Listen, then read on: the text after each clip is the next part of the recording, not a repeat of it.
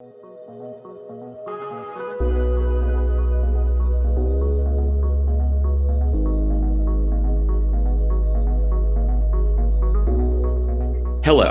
my name is Ari Redboard. I am head of legal and government affairs at TRM Labs, the leading provider of blockchain intelligence and anti-money laundering software.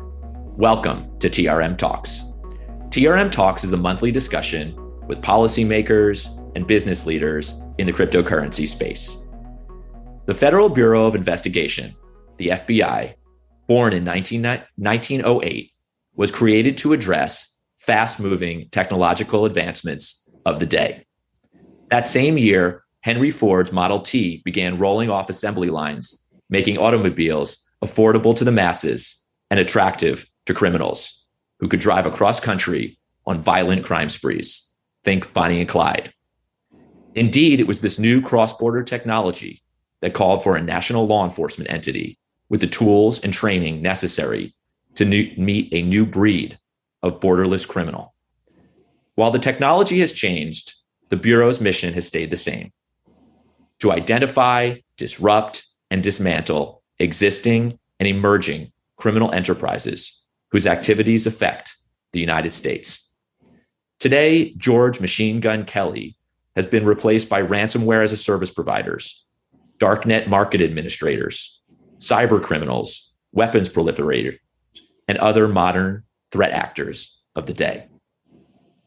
Many of these criminals have gone online in order to move funds at the speed of the internet, elude law enforcement, and obfuscate transactions. This month, a New York Times headline read, "Bitcoin and encryption, a race between criminals and the FBI." The Wall Street Journal sounded, "FBI director compares ransomware challenge to 9/11. As illicit actors in the FBI move to a digital battlefield, cryptocurrency, the internet of money, poses both unique risks and unique capabilities. Today, TRM talks to the FBI about how the Bureau is meeting these emerging threats and building cases in the age of crypto. TRM Talks welcomes Assistant Director in Charge of the Washington Field Office, Stephen D'Antuono, Supervisory Special Agent Kyle Armstrong, Head of the Counterterrorism Financing Unit, and Management and Program Analyst Ali Kamoli of the Virtual Currency Evolving Threats team. Thank you all so much for joining me today. Really excited for this conversation. I feel like you guys, for really a long time, and so many emerging threats have been the tip of the spear, and it's a real honor to have you join me on TRM Talks. I'd love to hear a little bit about your journeys to sort of the positions you're in now, but also to cryptocurrency. Steve, I'd love to start with you. Oh, great. I started in the Bureau in '96. I'm a CPA by trade. So any accountants out there, we're hiring. Please come on in and work. It's a great organization. My recruitment speech, Ari. As a forensic accountant in the Bureau in '96 was when I started following the money, right? So, we're trained to do that. That's a lot of my background, white collar crime. Came at AJ in '98 and continued that through a lot of different positions, working public corruption, white collar crime, and then evolving into the cryptocurrency world. Obviously, is what we're talking about, so I won't belabor my background. But I became the financial crime section chief for the Bureau in 2017.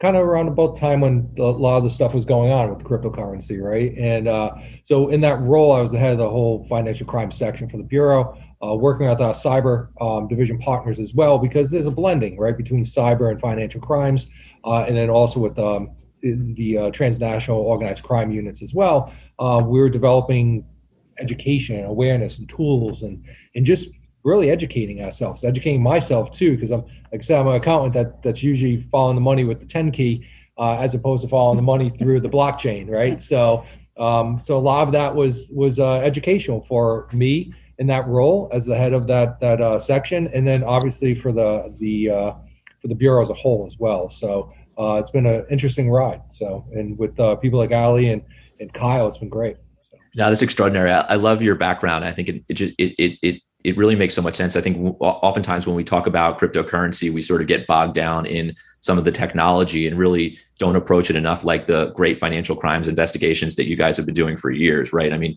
things that are happening on chain are all have, corollaries in fiat. I mean, it's the same type of structuring and, money laundering that has really gone on for years. So I love that sort of, accounting forensics type background. Kyle, up next, maybe if you can talk a little bit about sort of your background and journey sort of into the world of crypto. Sure. Thanks a lot for having us.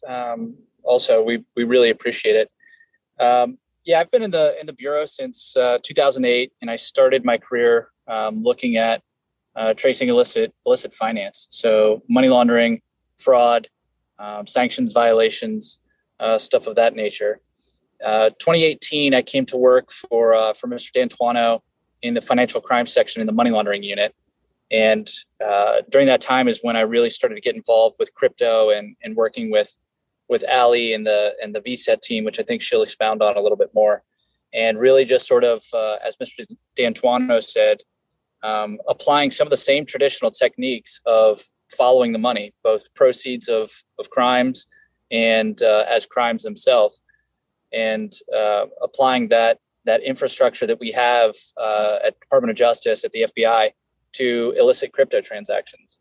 And then 2020, I moved to counterterrorism financing, doing a lot of the same techniques and just tracing bad money and a nice substantive niche of crypto transactions in terrorism finance as well. And so, as Mr. D'Antuono said, just tracing out money.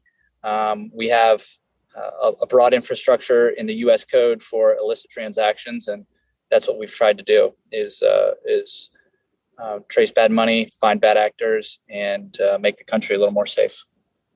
No, terrific. Thank you so much, Ali. I don't mean to get ahead of you, but I definitely talk to and meet a lot of people sort of in the crypto, particularly law enforcement space. And really, you've been doing this and thinking about it as long as anyone and in really meaningful ways. If you can sort of talk about a little bit about your journey to cryptocurrency, that would be terrific.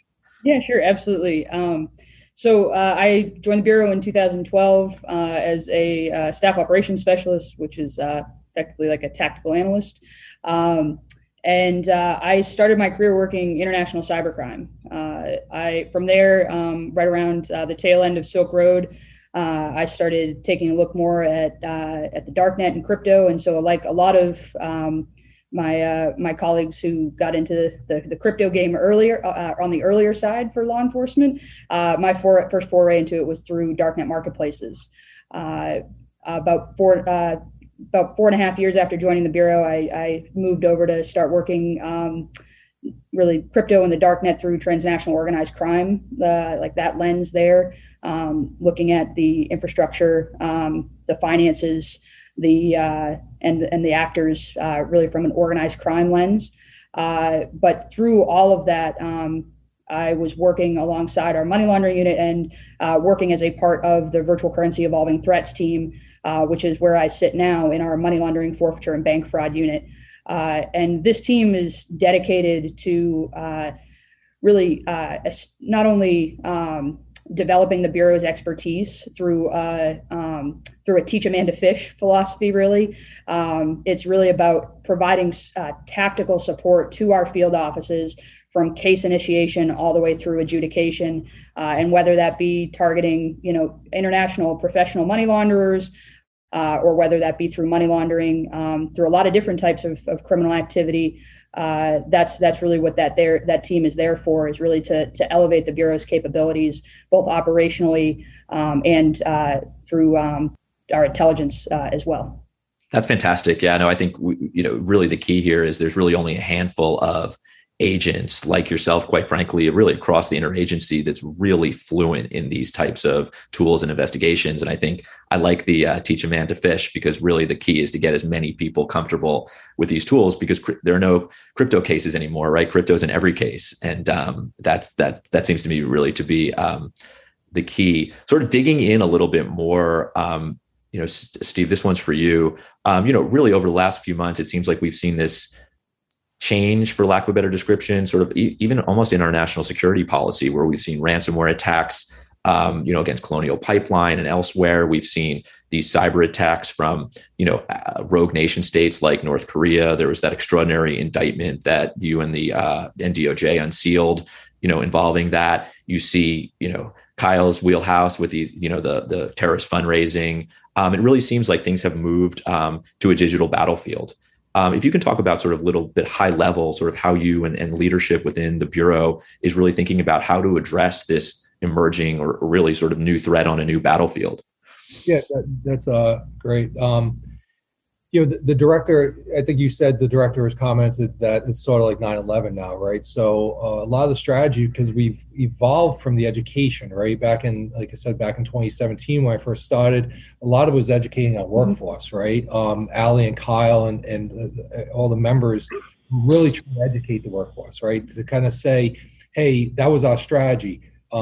If you see this keychain, hey, that might be, encryption, a key, as opposed to the $20,000 that's in the safe or underneath the mattress. Or if you see this, piece of paper with some weird words written on it, that might be a clue too, right? So as we've evolved through that in the education and the awareness, getting those agents and analysts to see that stuff, we've come into more of a different realm now and changed the strategy up a little bit to what the director is trying to say with 9/11 is more disruption, right? So as we've evolved our education, our awareness, our skills, our tools, we're getting into more of a disruptive atmosphere, and that's what you've seen through the latest couple of press announcements and things that we've done.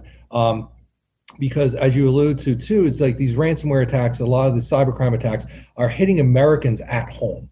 Right, they're hitting them at the gas pump, at the grocery store, right? Because a lot of these things that these cyber actors are doing in this realm is directly affecting the U.S. citizens now. It's not just about businesses anymore. It's not just about that, right? So we've kind of changed up with our partners too, right? We do a lot of work with the Five Eyes partners that we have across the world, because this is not a U.S. only. And we've done a lot of work with our private sector partners as well. So that's a lot of the strategy that we're 30,000-foot view there that we're trying to incorporate, bringing the private sector in, bringing the public sector in, and really talking about this across the lines and sharing that intelligence, because that's what we need to do to win this new battle. As you said, the battlefield has changed, and we need to share that intelligence, not just keep it amongst ourselves and law enforcement. It takes everyone to in that battlefield, not just us. Yeah, no, I think it's wonderfully said, and you hit on so many different things here, right? Like the unique nature of these attacks is that they could be a national security threat, sort of like terrorism, where you're going for critical infrastructure like Colonial Pipeline, but it's also sort of bank robbery at the speed of the internet, right? And people are potentially losing their life savings in these kinds of attacks. Small businesses, as you said. So it is a really sort of interesting moment. Sort of, Kyle, sort of continuing that, your expertise, from my experience, is pretty much everywhere. But if we could sort of dig in, just given your current role, sort of into the terrorist fundraising piece, what has that landscape been looking like lately? I know there were a number of cases, Hamas and ISIS and Al Qaeda, sort of around fundraising in crypto. But what are you sort of seeing in terms of the latest threats? Yeah, thank you. I think that you sort of nailed it. There's, and as Mr. D'Antuono and Ali alluded to, the threats are going to evolve just like everything else. And so, from our perspective, it was just a matter of time before some of the terrorism organizations and actors began to get into crypto. For better, for worse, as a lot of the crypto technology continues to evolve, a lot of the regulatory infrastructure and law enforcement scrutinization has not developed as robustly as, say, traditional fiat banking. And so what that creates for some of our illicit actors is room to maneuver. And so we've seen, as we started to see, 2010, as soon as, shortly after Bitcoin rolled out and people, started using virtual currency for nefarious purposes, it has just evolved into every threat. And so, some of the cases that you mentioned, and I think you had Judge Faruqi and Jessica Brooks and Christian Chesky from IRS previously, who talked a little bit about some of the cases that we've worked on in this space. You're just going to see more of it. And so, we've had a couple of recent guilty pleas by subjects who have sent money to terrorists. And what once may have been an area where they would send using traditional banking or just a wire transaction has turned into crypto. And so, even just Googling some of the recent cases, you're going to keep seeing it. And, unfortunately or fortunately for us, we have folks who are willing and able and enthusiastic to try and build out this infrastructure, just like we've always done in the fiat space. And our partners and FBI folks are, we're hopefully up to the challenge, and I know enthusiastic, like I said, about trying. Kyle, that's terrific. Just to follow up on one thing you said, you mentioned, obviously some good friends of ours, Judge Zia Faruqi, Christian Chesky, Jesse Brooks. Like, what actually, I've been really lucky enough to, I think, have a front row seats to some of the work that you're doing. And what I've always loved and admired is that you guys really reach across the interagency to put together sort of the very best of law enforcement, no matter sort of where they are. And I've always really been impressed by that sort of whole of government approach. Can you just talk for a moment about sort of how you guys have done that? You hear, and maybe it's just for television, you hear about sort of the rivalries and the sort of, this inability to work together. I feel like you guys have completely changed the game in the way you approach an investigation across the interagency. If you could just sort of talk a little bit about those relationships. Yeah, absolutely. And I think you're spot on. There is a much more sort of collaborative and team effort, I think, in the crypto space.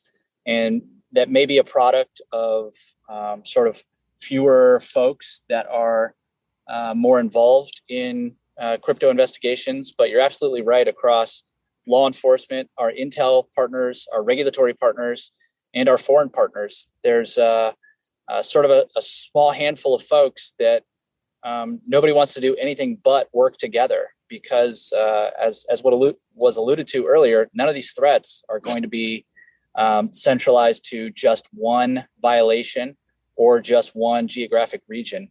And so, we have great relationships with, all of our partners at IRS, DEA, HSI, and then all the regulatory partners, FinCEN, Main Treasury, OFAC, and the Intel folks. And so it has been great. And when you get great prosecutors like Mr. Faruqi and AUSA Brooks, who are up to the challenge, it's a lot of fun, and it's a very productive environment. So we just got to reel Judge Faruqi and AUSA Brooks back into their chairs as prosecutors, and we'll have the dream team again. Good luck with that. I'll help you work on that project. Ali, I've heard through the grapevine that you're a huge baseball fan. I'm not going to hold it against you that I think you love the Red Sox. Is that accurate? So I admittedly, I grew up a huge Yankee fan, just a couple miles outside of New York City. So, but I will say that I've converted to the Nats as my number one over the last few years. So maybe we have that in common. The Red Sox will always be my number one. So that's a hard no, Ari. All right, we'll go with that. So what I'd love you to do, given that, is sort of like, would you sort of break down the swing of the Bureau for me, right? Like, I want you to sort of do the analysis here. Sort of, how do you build a cryptocurrency investigation? If you could sort of talk about the work that you do, I feel like you are doing it in sort of more and more sophisticated ways and really thinking through the pitfalls and what illicit actors are doing, maybe some of the obfuscation techniques. If you could just talk about the way you approach a cryptocurrency investigation, that would be terrific. So again, I think we've been hitting on some of the ways that the Bureau approaches cryptocurrency already today, in that, we look at virtual assets as a tool that criminals and, threat actors alike exploit for, their own illicit purposes, as a way to move money at the end of the day. And so when we think about how we're going to approach these cases, well, this is a new tool in the toolbox. When you talked about, faster cars becoming more available, when you talked about, I would argue paved roads, another new technology that made it easier for Bonnie and Clyde and Dillinger to go across state lines. this is, cryptocurrency, virtual assets. This is another tool, a new technology that is enabling crime to not only become more international, but just another way, another anonymizing technique, right? And so going back to what Mr. D'Antuono had said earlier, following the money has always been a very key law enforcement technique. There's nothing new about that. We've been doing it for years, and quite successfully, I might add. And so with virtual assets, that brings in more opportunities to follow the money. And it always comes back to, with money laundering, the placement, layering, integration. The structure always remains the same. And so when we approach cases, whether they be cybercrime cases or ransomware cases or drug trafficking, what have you, when we see money laundering happening, whether it's in cash or virtual assets or through wires or what have you, that general follow the money technique is going to stay the same. But what changes is it's going to add a new spin, right? It's going to be, we need to increase our education, our capabilities against how to follow that money more effectively, which is partially where our key private sector partners come into play here.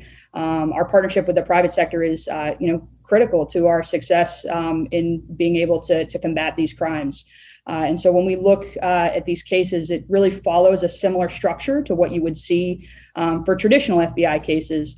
It's just going to have a new spin on it with the new technology. So it's always going to be the, focus on, we're going to have, arrests, like we're looking at the actors, right? We're looking at following the money, right? And we're also looking at seizure and forfeiture opportunities. And so it's really just a new spin on our traditional case setup. That's really well said.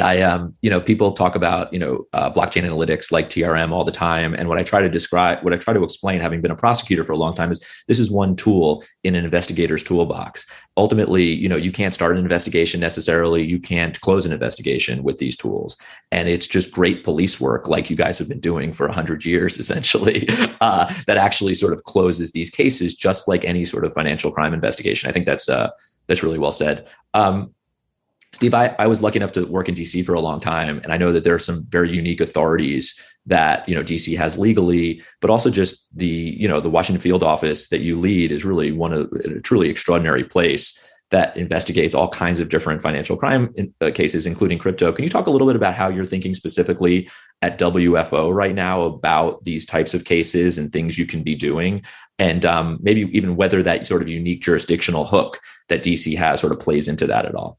Yeah, no, absolutely. I consider the Washington field office the flagship office of the FBI. I think New York considers themselves, but obviously DC is where it's at, with the seat of the nation. I agree. Yeah. So it's one of those things that, like you said, those unique authorities, the unique jurisdiction that we have here with the extraterritorial stuff that Kyle is working on, that Eileen's working on. Crossing those international borders and bringing them into WFO's territory to be able to claw back that money, right? Again, it's a disruption, right? It's the disruptive activities that we're trying to do. It's that strategy I talked about before of going against the malware producers, going against the virtual currency service providers, going against anyone that's in that cyber realm, the dark web, right? The darknet that we're getting into. We have a pretty forward-leaning squad here that is just delving into. It's the only squad in the country delving into the darknet. And that's with the Rhode Island accent, so I can spell that out for you if you need. There's an R in that word, but it's one of those things that's where we're on the forefront, on the cutting edge of this at WFO. Using it against terrorists, using it against nation-state actors, using it against cyber actors, using it against transnational organized crime actors as well, that are anonymizing themselves across those lines. And we're blurred. Those lines are blurred now, right? Those international lines are blurred, right? It's not so much we have borders anymore in cyberspace, right? There is no more borders, and we're reaching across that with our partners too. We've done a great job. Like I keep talking about our Five Eyes partners and our partners across the country. Partnerships that we established in the FBI long time ago with our regulators. People are seeing this, like Kyle said, people are seeing this crypto, this area as the, like you described, the new battlefield. And we're all kind of pulling together our resources to do that. And WFO is just in a very, very unique position because of those authorities and the jurisdiction that we have here to be able to disrupt those actors internationally as well, which you saw in a couple of the domains that we pulled back and stuff. Sure, absolutely. Kyle, sort of building on that, because I think one of those threat actors is obviously, terrorists. But look, you have a very unique background in having supervised the cryptocurrency squad, but then also sort of moved to the counterterrorism. Can you talk a little bit about one thing that comes up all the time is people want to talk about cryptocurrency crime, and I try to explain that cryptocurrency is not a crime.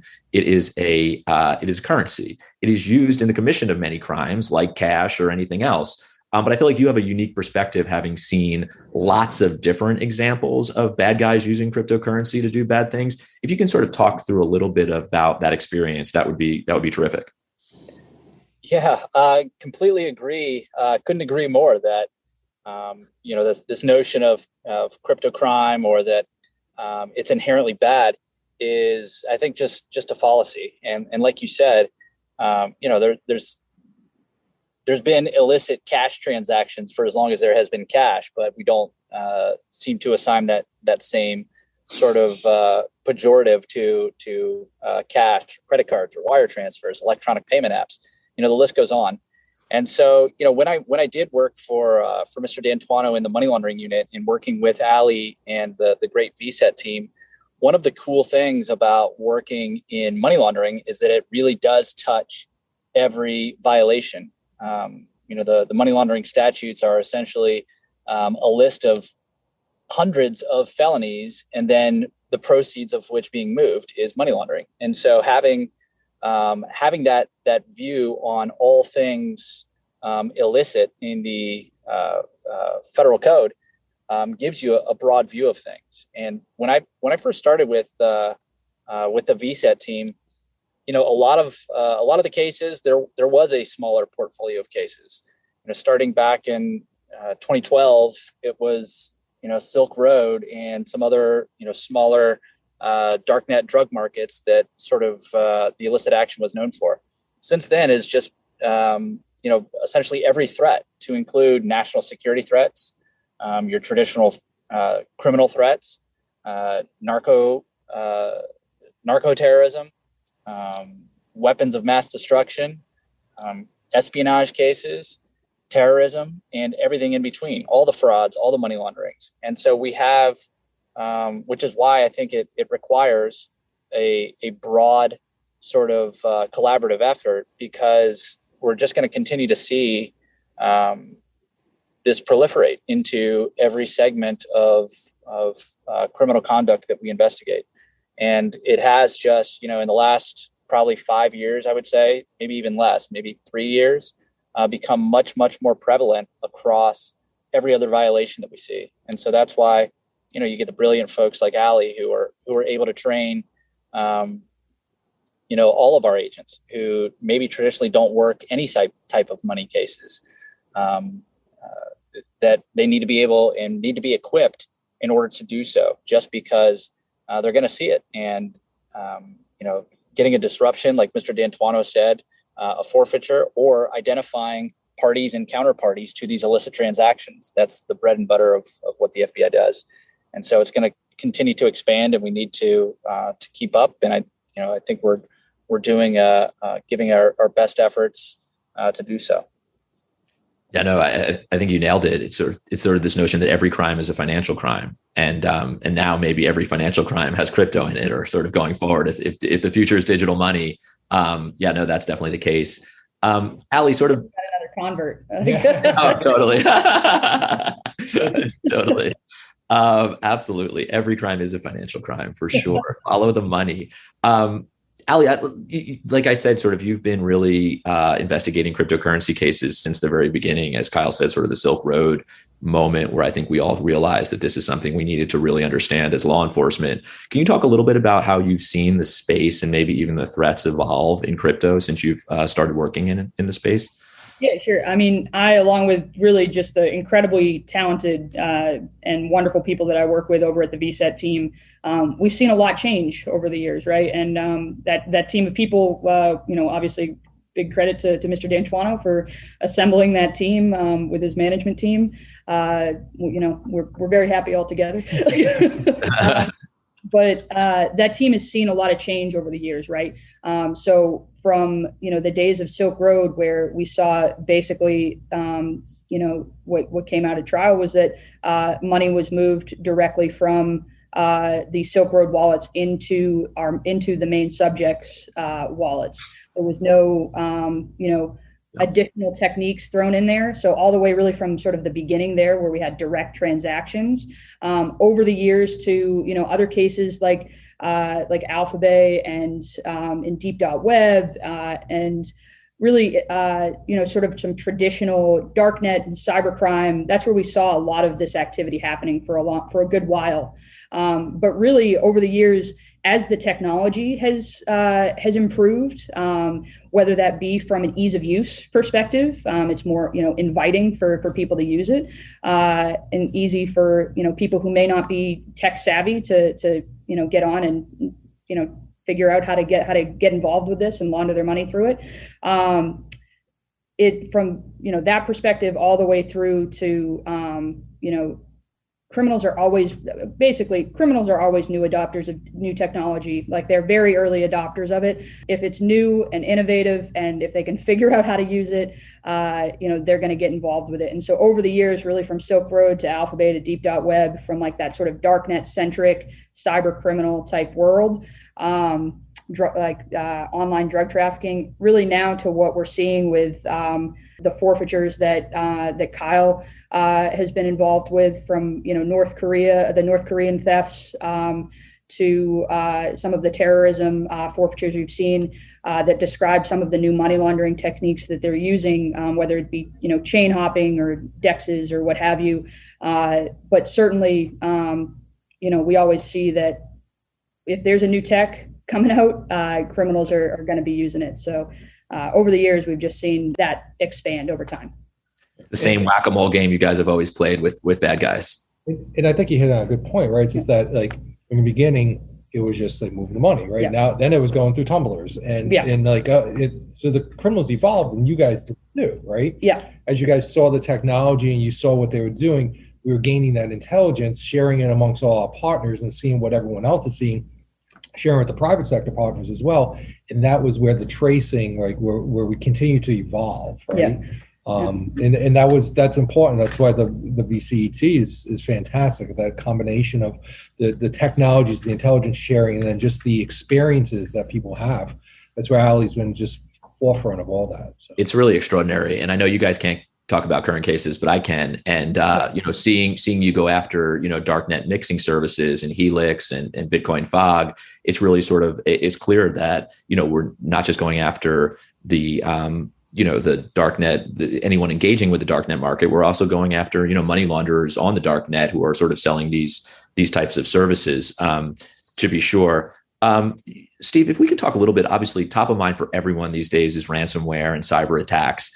And obviously, without discussing pending cases, Director Wray recently came out and sort of cautioned businesses about paying these ransom. And obviously, there's policy being developed around this at the highest levels of the Bureau and elsewhere. If you can just talk a little bit about the way you're thinking about and the Bureau's approaching these ransomware cases going forward. Yeah, definitely. And the director is saying that's our normal, what we tell businesses and stuff is, we can't tell them what to do, right? But when you pay a ransom, you're basically just paying into the system, right? And you're giving them the reason to continue to do this against other people. But we want to work with those private companies, right? We need to get in there and treat this like just like any other attack, right? And have that connection between us and the C-suite, right? The CEOs and the CISOs and the vice presidents and whoever's within that C-suite as executives in the FBI, and having that effort to say, how are we going to stop this, right? How can we help? How can the FBI come in and help now that you've been attacked, right? That's the reactive. On the proactive side, it's involving those private corporations and those companies that are touching the internet, a lot more than we are in the government, right? The private sector has seized this activity prior to us a lot of times seeing it too from the viewpoint that we have to abide by with the Constitution and everything else that we're looking at. The private sector is on the forefront of that. So it's that blending and the sharing of intelligence that is going to help us, right? And that's what we're not changing the strategy, but we're just using that strategy again of working together to see what the variants are, to share those variants with the private sector so that they can see it when it's hitting their systems.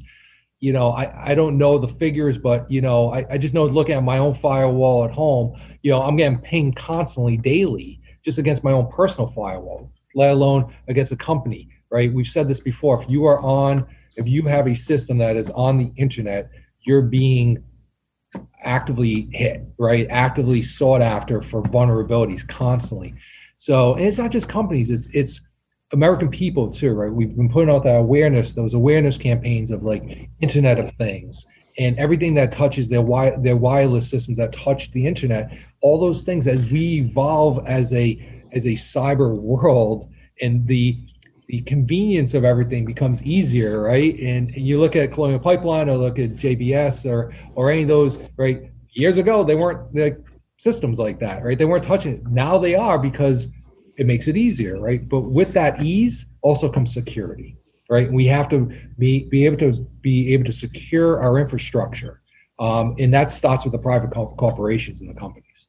So that's what we're trying to kind of work hand in glove with them on the front end, and then also if there's an attack too, disrupting those attacks. We have a lot of tools and techniques that we can use to maybe get those encryption keys back, so that we can unencrypt their data and not have to pay the ransom, right? So it's that awareness and that working together that's going to, I think, win this day. So. Yeah, no, and it's just an extraordinary result in the Colonial Pipeline, which I know just came down to great police work and the type of financial crime investigations that you've always done. Just really extraordinary. Kyle, sort of building on that, I think there's probably three areas that at least keep me up at night. The terrorist financing piece, which you're obviously intimately familiar with, and then as Steve just sort of talked through the ransomware and cyber attacks. The third group is really these sort of, and I guess they go with the cyber attacks, but really these rogue nation state actors like North Korea that are incredibly sophisticated and have built out teams like Lazarus Group, who are literally targeting our critical infrastructure. And also when they're stealing money or stealing crypto, it's for weapons proliferation. You've been very involved in some of sort of the big North Korea money laundering investigations. If you can sort of talk a little bit about that threat and how the Bureau is approaching it. Yeah, sure. Thank you. So, generally speaking, the U.S. sanctions regime has been pretty effective at limiting U.S. dollar transactions with anything associated with the government of North Korea, but also some niche carve-outs that are prohibited. And not only the U.S., there's UN sanctions programs. And I mean, North Korea has the special designation of being the only nation state individually listed, some of the sanctions program individually listed in the civil forfeiture statute. And so what that has done is limited their access to the world economy in traditional fiat currency. So of course, like any good illicit activity, they turn to areas that have a less sort of robust infrastructure, which the obvious one is crypto. And so in some of these cases, as you've seen in some of the press releases and some of the work that has been done, it is very sophisticated and government controlled groups. And so what it requires is a very, going back to the collaborative effort, a very joint effort between multiple agencies, regulators, and then heavily in this space with our intelligence community, because there are very, very good money launderers that are out there, and it's a very lucrative business if you can get into it. And so, you see some of these hacks; these are not, no one hack is better than another, I suppose. But when the takeaway is millions, hundreds of millions, or even up to $1 billion,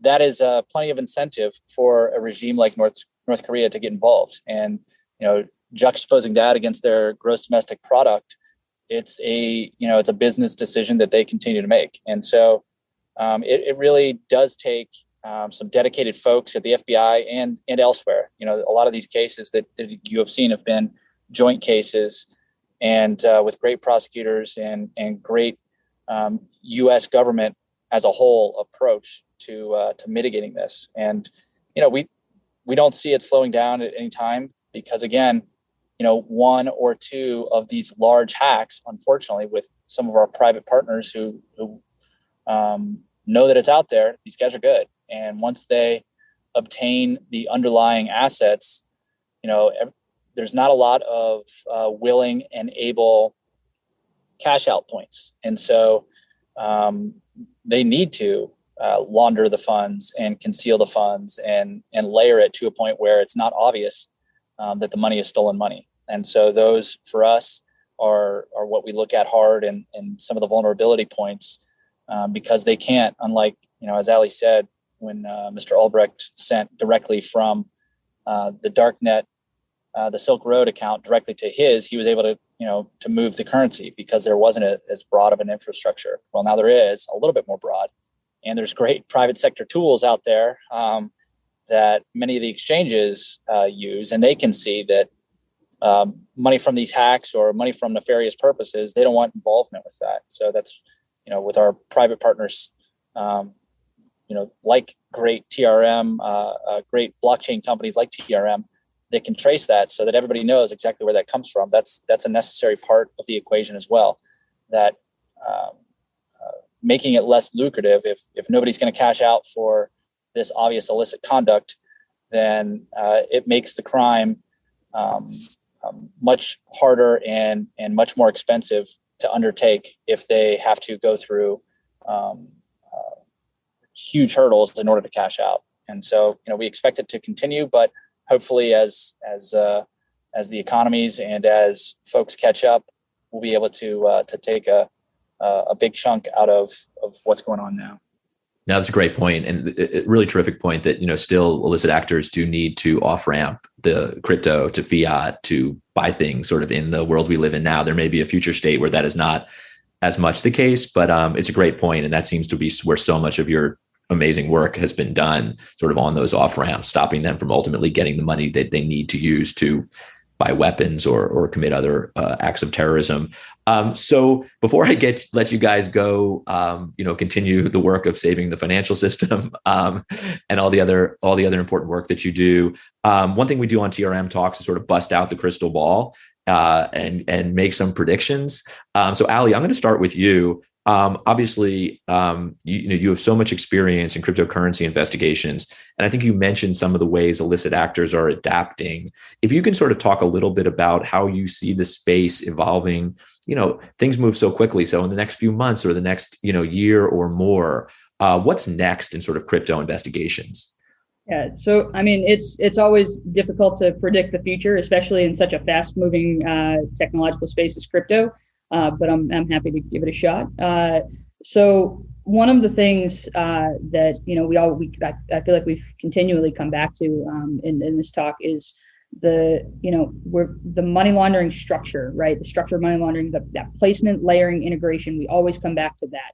And so I want to start by saying, regardless of how this space evolves technologically and options for laundering continue, that the structure of it will, I see, remaining the same, right? There's always going to be that need from that standpoint. And a big piece of that, as Mr. D'Antuono mentioned earlier, is the adaptability. And so I think you'll see the FBI and its partners, continue to adapt to the new technology that comes along, the new ways that criminals are laundering their money, by continuing to increase our capabilities, continuing our good work on our investigations, and by continuing to work very closely with our private sector partners, which again, just are so important to us. But as far as sort of laundering techniques, over the past year, we've seen a lot of DeFi talk. So, as that space continues to grow and develop, with criminals being early adopters of newer technology, as that becomes more, easy to use and easy for people to get involved with. I have no doubt that we'll start to see some of that being taken advantage of and exploited by illicit actors. But some of the oldies but goodies, they're still perfectly viable ways that we see people laundering their money. And so while we've adapted to those I think will continue to be used more so in like an additional option, right? People like options with their money laundering. Yeah. And so I think we'll see sort of a continued diverse set of, using not just sort of the new technology, but also using some of the older tech. Older seems like it's not that old, but some of the older tech as in conjunction with one another to create, or at least what the criminals believe is an effective money laundering scheme.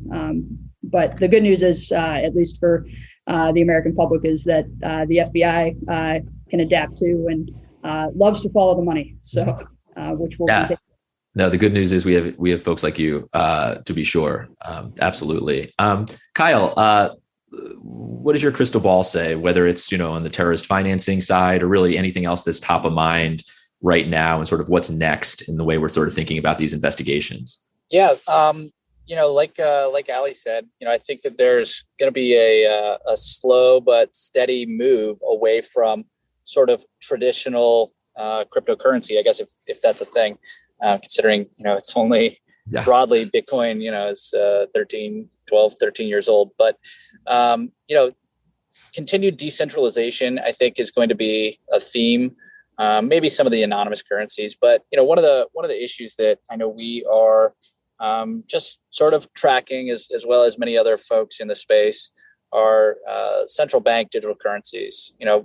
Ultimately, it sort of runs counterintuitive to some of the virtual currency themes, as it would be centralized, but where there's a difficult sort of penetration area for the United States government, that makes it a challenge to regulate for the U.S. government. And so where those transactions could occur, or even on an electronic payment app, where some of that infrastructure is held outside of the obvious purview of the United States, that's an area that we are tracking, and I could see becoming more important to regulators, to law enforcement, and intel folks in the space.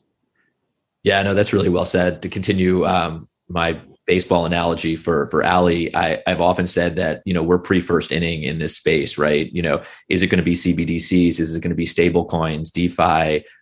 Is it going to be crypto? So it's really sort of this interesting moment, but I am confident that, whatever it is, ultimately we'll be able to adapt and stop sort of illicit actors from taking advantage, whatever that system ultimately looks like. Steve, I'd love to sort of close with you here. What do you think the areas are? And honestly, it could be crypto, it could be illicit finance generally, that are most top of mind for you, either right now or sort of looking down the road, the things that the FBI is poised to address. It's definitely what we've been talking about here, right? It's to me, to go back to the crypto and the crystal ball. I said probably about 4 years ago on another show that cash is king, right? My son gives me a lot of grief over that, right? Because he's of the generation, he's 23, he's of the generation that everything's crypto, everything's online, all that stuff. But cash is still king. Fiat currency is still king. But the generations that are younger than us, that don't know Machine Gun Kelly being a gangster, but more being Machine Gun Kelly that is married to me. Love it. Awesome pop culture reference. Right? Yeah. How this is going to go, with moving crypto and moving cyber into a different realm than what we're used to, right? Telephones, I grew up with a telephone and rabbit ears on TVs. Now I can watch TV and the Red Sox beat the Yankees over the weekend on my phone, wherever I'm at, right? So I think that's where we're evolving to, right? That's where we're seeing this move, right? Crypto, illicit financing, cyber crime being a financial crime as well, right? As we get more and more used to this stuff, that's where we're evolving. And as Ali and Kyle both pointed out, criminals are on the forefront of these things, right? We started seeing Bitcoin ATMs pop up a couple of years ago. We've seen, different people get into this because it's easier. We've seen criminals telling people in an attack of how to use crypto, right? They're actually good detailed instructions on how to open up a wallet. Yeah. All that stuff is just evolving. But as Ali and Kyle both said, and you had pointed out in 1908 we were started. 113 years ago, the FBI was born, and we've continued to evolve and adapt. And we'll continue to do that, right? That is the problem. That is what we do for the American people, is we continue to adapt to all these problems. We are on the forefront, on the cutting edge, and maybe we have to catch up a little bit, and we did in crypto. But I think we're running step by step with these criminals at this point, right? And we're looking at places that they don't think that we're in, right? And that's continuing to be evolving, and we will continue to evolve and fight this crime. And make the American people safer, and that's what we're going to do day in, day out with people like Ali and Kyle there on those front lines. I'm just at the top and just watching them do all the work at this point, which is great. It's fascinating. It's an extraordinary group, to be sure. I will say that WFO is my number one, but if I had the New York office on, I may have gotten some more Yankee fans in the mix. Is that what? All right. Yeah. So I kind of blew it there, but otherwise, guys, thank you so much for coming on. As I mentioned, you're really tip of the spear in the way you're thinking about this work, and really, really appreciate it. So thank you so much. Hopefully we can come back and continue this conversation about sort of what's next for the Bureau investigating these cases. Happy to. Thanks, Harry. Appreciate it. Yeah, thanks for having us. And thank you all so much for joining us today on TRM Talks. TRM Talks is brought to you by TRM Labs, the leading provider of blockchain intelligence, on a mission to keep the financial system safe for billions of people. Looking forward to another terrific discussion next month with movers and shakers from the world of cryptocurrency. Until then, thank you to all of you who work so hard to keep us safe.